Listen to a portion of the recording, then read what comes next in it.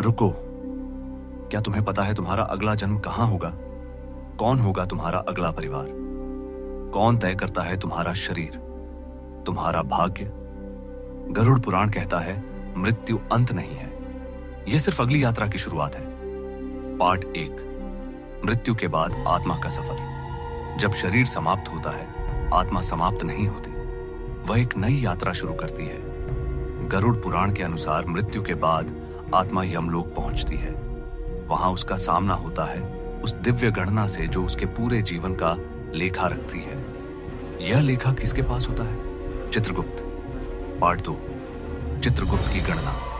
चित्रगुप्त के पास आत्मा के हर कर्म का रिकॉर्ड होता है, हर सत्य, हर झूठ, हर प्रेम, हर विश्वासघात, कुछ भी छुपा नहीं रहता। यह कर्म पत्र यमराज को सौंपा जाता है। फिर यमराज निर्णय लेते हैं आत्मा को आगे कहां भेजा जाएगा, स्वर्ग, नरक या फिर अगला जन्म। पार्ट 3, ब्रह्मा की दिव्य योजना, लेकिन असली प्रश्न अभी भी बाकी है। अगला जन्म कहां होगा? गरुड़ पुराण कहता है यह निर्णय ब्रह्मा करते हैं, पर आधार होता है आत्मा के कर्म। ब्रह्मा एक दिव्य गणना करते हैं। कौन सा परिवार उस आत्मा के कर्मों को पूरा कर सकेगा? कौन से माता पिता उस आत्मा के लिए सही होंगे? कौन सा जीवन उसके कर्मों का परिणाम बनेगा? पार्ट 4, शरीर का चुनाव। अब तय होता है आत्मा को कौन सा शरीर मिलेगा।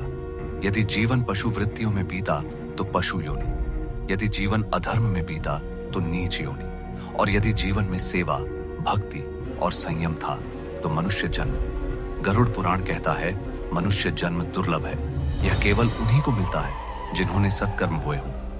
पार्ट 5, परिवार क्यों मिलता है? अब सबसे गहरा रहस्य, तुम्हारा परिवार संयोग नहीं है।